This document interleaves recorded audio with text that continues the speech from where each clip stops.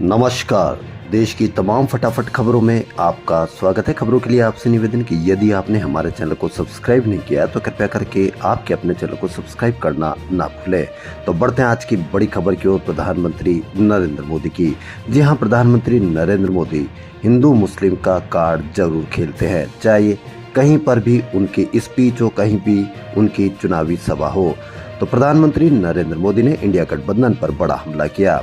झारखंड के लोहरदगा और बिहार के दरभंगा की चुनावी सभा में उन्होंने कहा कि कांग्रेस को अपने चश्मे से मुस्लिम वोट बैंक ही दिखता है। पीएम मोदी ने कहा कि गोधरा में 60 कार सेवकों को जिंदा जलाने के दोषियों को बचाने के लिए सोनिया मैडम के राज्य में रेल मंत्री के तौर पर लालू प्रसाद यादव ने जो रिपोर्ट दी थी उसे कोर्ट ने फेंक दिया। ये लोग तुष्टीकरण की राजनीति करते हैं। दिल्ली के शहजादे देश को व पटना के शहजादे बिहार को जागीर मानते हैं। दोनों का रिपोर्ट कार्ड एक जैसा है।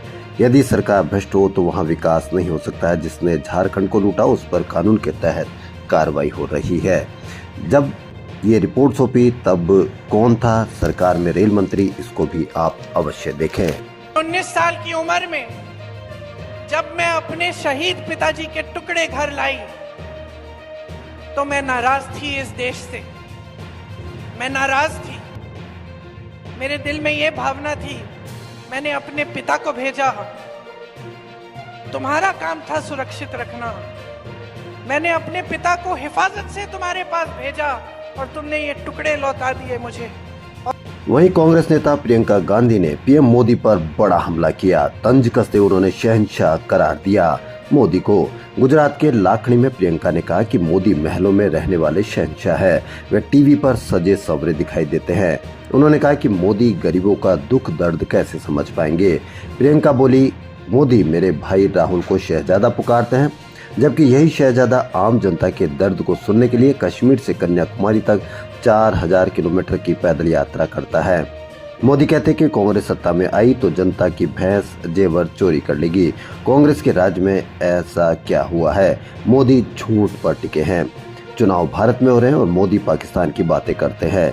देश के प्रधानमंत्री के रूप में मोदी को इस हद तक नहीं गिरना चाहिए।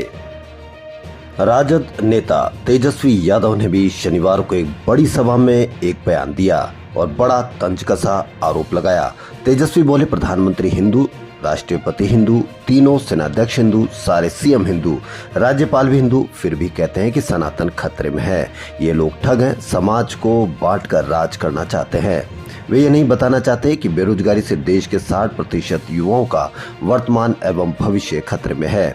जनता के मुद्दों पर पीएम बात ही नहीं करना चाहते। खतरे में हिंदू नहीं बल्कि पीएम की कुर्सी है। लगता है कि प्रधानमंत्री मोदी को हर राज्य में एक अलग ही चुनौती का सामना करना पड़ रहा है। अब देखना यह है कि इन चुनौतियों को किस तरह से मोदी पार पाते हैं। नेपाल 100 रुपए के नए नोट पर भारतीय क्षेत्र लिपुलेख, लिम्पियाधुरा और कालापानी को शामिल कर बनाया नेपाली मानचित्र छापेगा। उत्तराखंड के इस हिस्से को नेपाल भारत द्वारा कृत्रिम रूप से विस्तारित क्षेत्र बताता है। नेपाल सरकार की प्रवक्ता रेखा शर्मा ने कहा कि प्रधानमंत्री पुष्प कमल दहल प्रचंड की अध्यक्षता में शुक्रवार को हुई मंत्रिपरिषद की बैठक में 100 रुपए के नए नोट पर नया नक्शा छापने का फैसला हुआ है।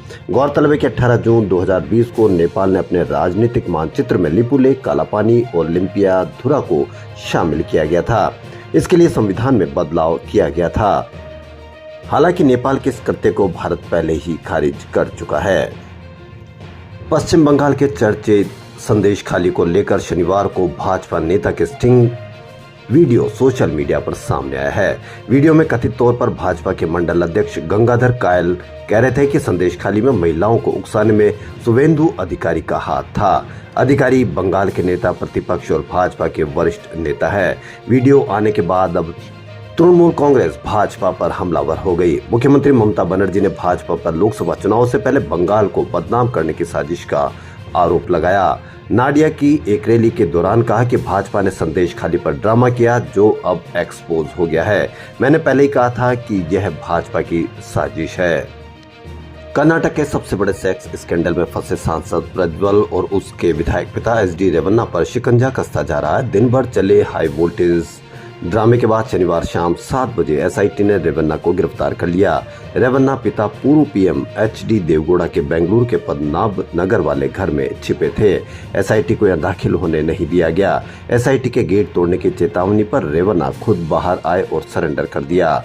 अभी तक देखा जा रहा है कि विधायक और सांसद प्रज्वल पर किसी भी प्रकार की भाजपा नेता ने कोई बयान नहीं दिया है, जबकि पूरे कर्नाटक में इन दोनों पिता पुत्र पर बड़ा शिकंजा कसता जा रहा है। चारों ओर हमलावर हैं। अब देखना यह है कि कर्नाटक की बची हुई 14 सीट पर जो 7 मई को चुनाव होने हैं उस पर इनका क्या असर होगा। खबरों फिलहाल इतना ही। यदि आपको हमारा चैनल पसंद आए तो लाइक, सब्सक्राइब और शेयर अवश्य करें। धन्यवाद।